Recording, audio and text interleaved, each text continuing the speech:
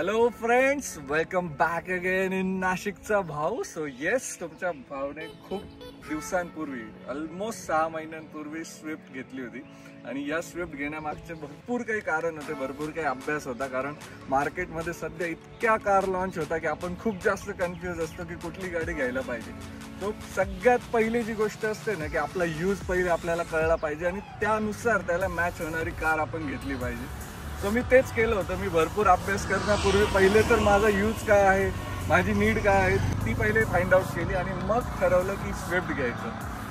तर मग आज मी तुम्हाला या व्हिडिओमध्ये स्विफ्टचे काही नवीन फीचर्स सांगणार आहे. कारण ही जी आपली नवीन स्विफ्ट आहे ही 3 सिलेंडर इंजिनची आहे आणि मी पर्पजली ऑटोमॅटिक घेतले आहे. या मॉडेलला AGS म्हणतात मारुतीवाले. सो या स्विफ्टमध्ये अजून काय स्पेशालिटी आहे आणि हिचं परफॉर्मन्स कसं आहे, मी पर्पजली हा व्हिडिओ 6 महिन्यानंतर याकरताच घेतोय की मला तुम्हाला पूर्ण 6 महिन्याचं जे काही माझा एक्सपिरियन्स होता आहे स्विफ्टबद्दलचा तो तुम्हाला शेअर करता येईल.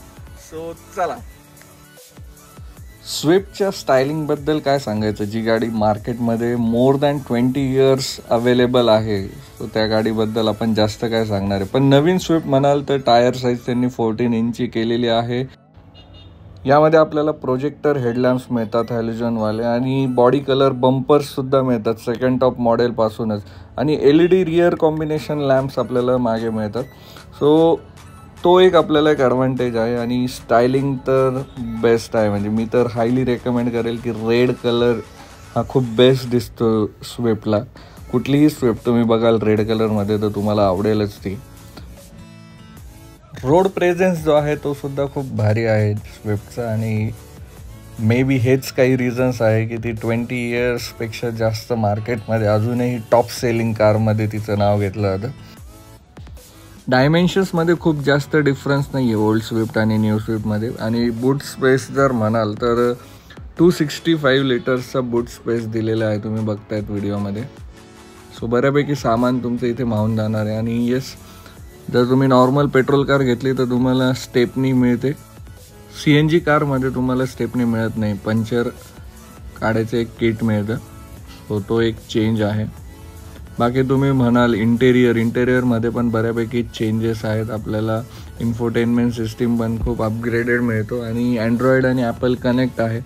आणि सीट्ससुद्धा पुढचे दोघं सीट्स म्हणाल तर इर्गोनॉमिकली आणि ॲस्थेटिकली दोन्ही डिपार्टमेंटमध्ये खूप चांगले आहे, खूप चांगला कम्फर्ट आहे.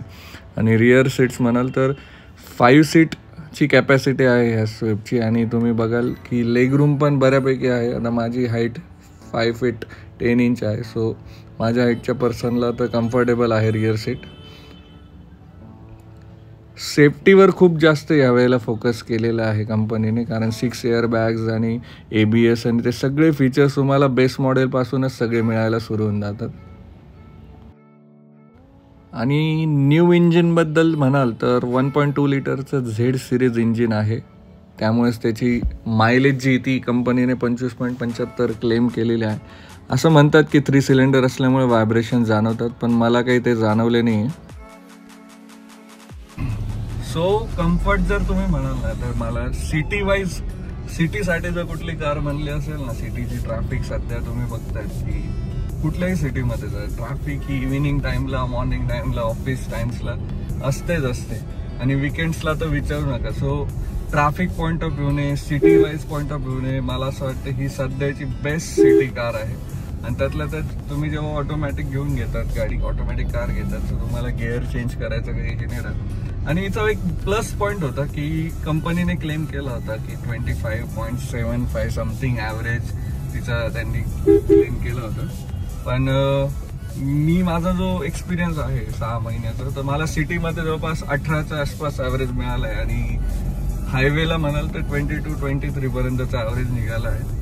आणि नॉर्मल मी 90-100च्या स्पीडने गाडी चालवलेली, खूप काही जास्त तिला फास्ट पळवली नाही.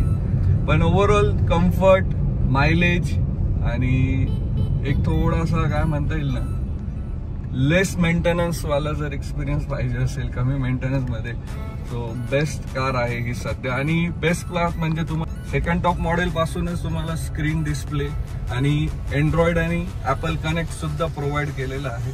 त्याच्यामुळे तुमचं ड्रायव्हिंग एक्सपिरियन्स अजून भारी होऊन जातो. आणि डॅशबोर्ड वगैरे, बिल्ड क्वालिटी वगैरे या सगळ्या गोष्टी खूप चांगल्या आहे. स्टेअरिंग माउंट कंट्रोल्स दिलेले आहे.